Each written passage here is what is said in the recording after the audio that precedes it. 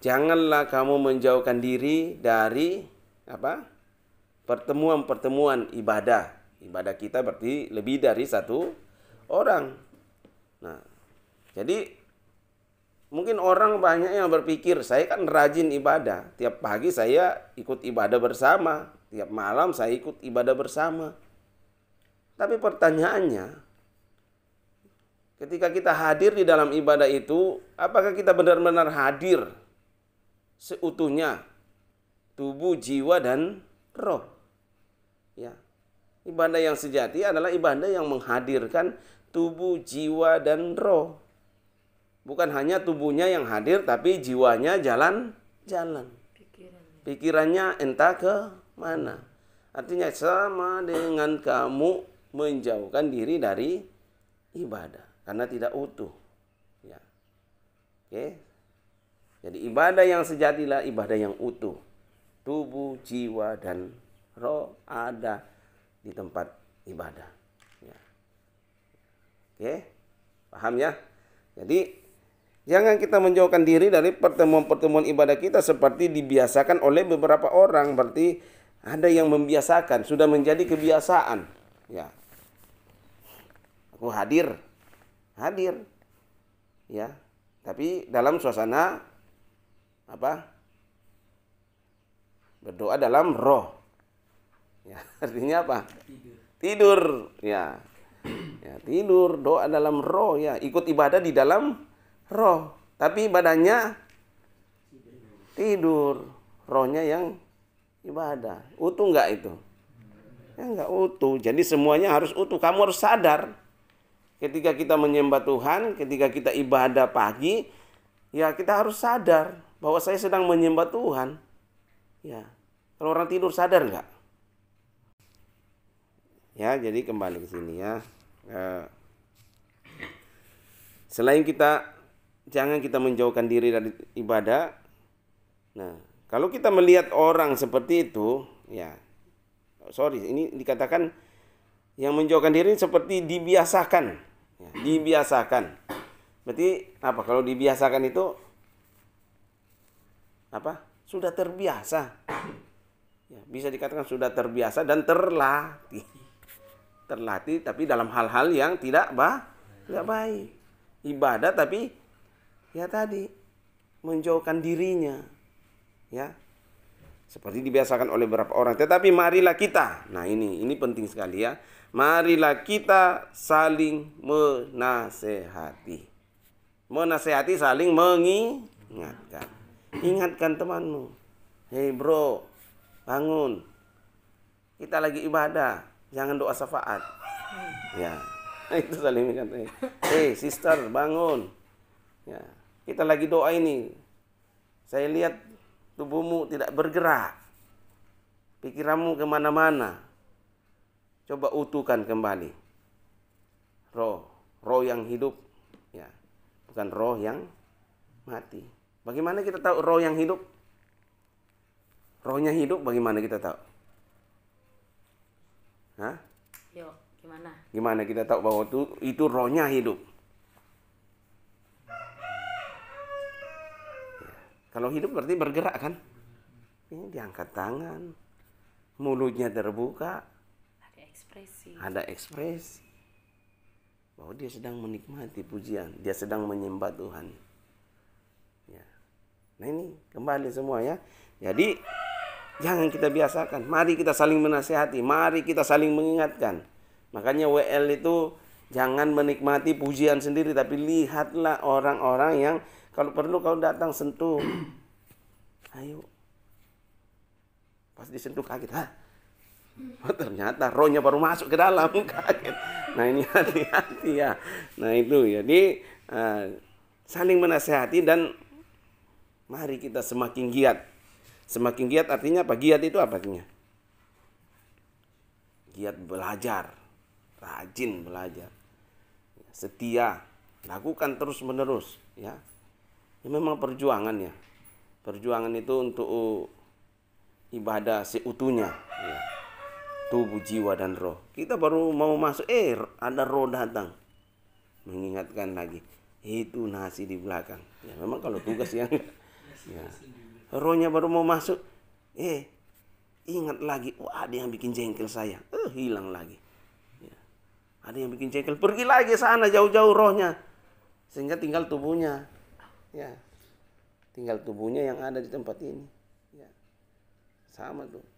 Pernah mahasiswa doa baik seperti ini, dia lagi, ini orang doa enggak ya, pasti dorong jatuh. Nah berarti tidur dalam roh, bukan doa dalam roh. Jangan-jangan ada kalian nanti disentuh kayak gini langsung nah ini ya, jadi perhatikan ya, sekali lagi ya, roh yang hidup itu seperti apa? Saya ulang toh, roh yang hidup ya, sering kita nyanyikan, rohmu yang apa, hidup penuhiku, ya, ngalir dalam.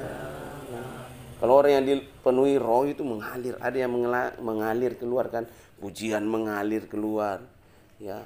Ya, jadi seperti apa roh yang hidup? Coba perhatikan, seperti apa roh yang hidup?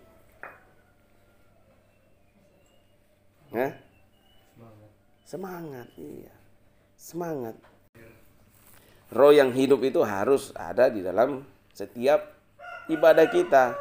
Kalau kita rohnya semua hidup, waduh, seperti orang Israel ketika mengelilingi tembok Yeriko. Mereka pakai senjata nggak? Bawa linggis nggak? Mereka bawa apa? Pujian. Pujian yang pelan-pelan nggak? Nah, coba bayangkan pujian bisa meruntuhkan tembok. Berarti berapa oktav itu? Bagaimana telinga yang mendengar mungkin bisa pecah? Artinya bukan runtuh, benar, meruntuhkan kuasa-kuasa kegelapan yang ada di luar sana kan. Ya, kamu lagi dilindungi emosi, runtuh semua itu ketika kamu memuji dengan roh. Ya, rohmu hidup dalam pujian. Semua masalah, semua sakit penyakit itu hilang. Ya, kamu puyeng-puyeng, kamu menyanyi di dalam roh, hilang. Ya. Yang saya katakan, tanpa kita sadari ketika kita memuji Tuhan, imun kita naik. Ya. Penyakit-penyakit mau masuk, mundur dia. Ternyata tentaranya di dalam luar biasa. Ya. Nah kalau kita menyanyi dengan nggak ada semangat, ya, jangankan yang di dalam tubuh, malah yang di luar tambah masuk gitu kan. Di dalam saja susah dikeluarkan. Ya, yang mengintip-mengintip di jendela itu, aduh, kesempatan itu masuk di bagas itu, kayaknya pintunya terbuka. Tapi kalau kamu dengan pujianmu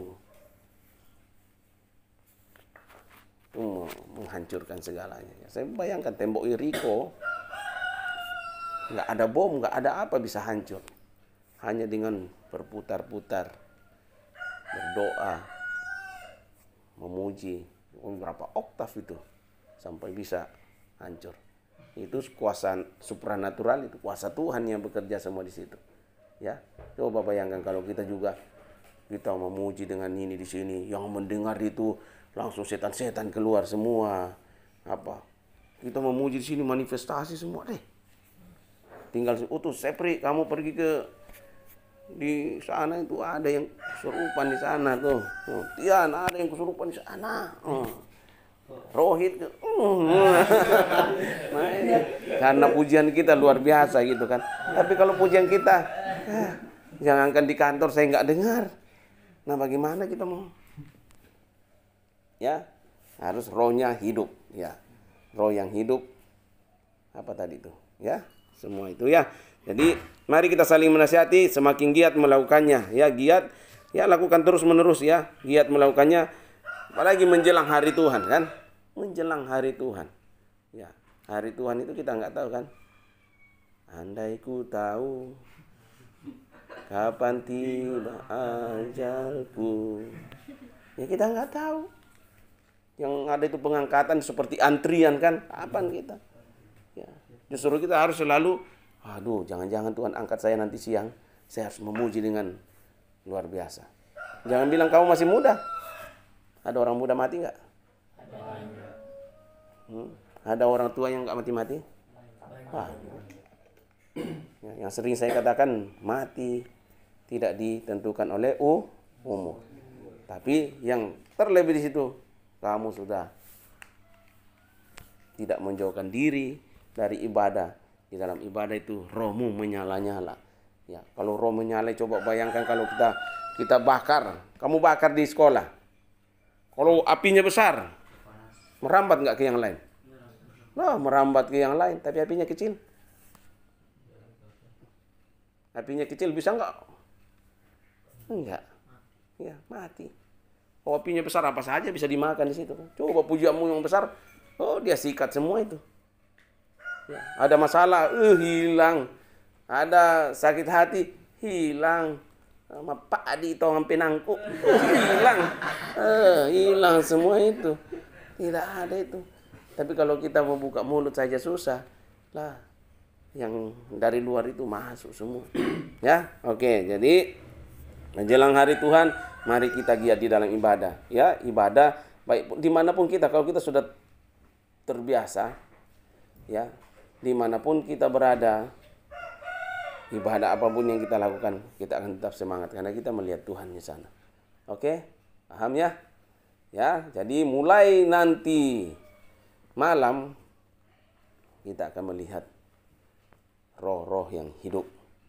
Biar kita terus ibadah dengan sungguh-sungguh supaya ya tadi kalau kita ibadah itu kemarin kan apa?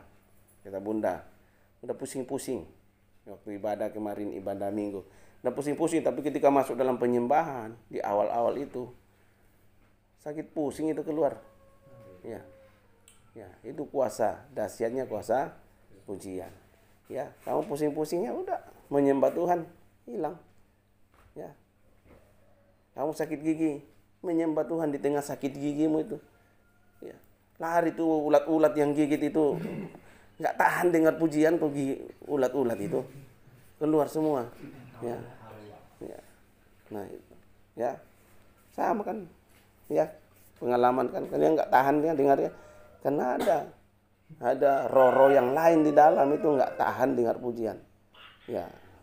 Jangan ada roh sakit hati simpan. Oh, saya bilang hanya waktu saja. Ya, roh sakit hati itu menggerogoti kamu dan setan itu paling senang masuk di dalam roh sakit hati gitu. Ya, hati-hati. Ya. Pak Adi Penawa toh. Ya. Hati jaga hati, makanya jagalah hati, jangan kau nodai, jagalah hati, lentera hidup ini. Wah, bagus juga ya. Nah, itu lentera itu menerangi. Ya, kalau hatimu tidak baik, ya merusakkan semua. Ya, apa yang terpancar di muka itu yang terpancar dari hati. Ya, kalau kamu memuji dengan luar biasa, berarti hatimu sedang diterangi oleh cahaya ilahi. Ya. Oke, jadi jangan kita menjauhkan diri dari ibadah. Benar, dalam ibadah itu kita harus utuh. Tubuh, jiwa, dan roh hadir di sini. Jangan hanya tubuhnya, jiwanya kemana-mana, rohnya kemana-mana. Tapi utuh. Kalau utuh, kamu akan sehat, kamu akan ini. Ya, vitamin hanya penambah suplemen saja. Ya, tapi vitamin yang utama itu vitaminnya Tuhan kan. Kalau itu vitamin itu bekerja dalam diri kita, apapun masalahmu, apapun tantangannya kamu hadapi, kamu bisa lewati bersama dengan Tuhan. Oke? Amin. Amin. Aman? Aman. Nah, oke, saya kira cukup. Tuhan Yesus memberkati kita semua. Oke.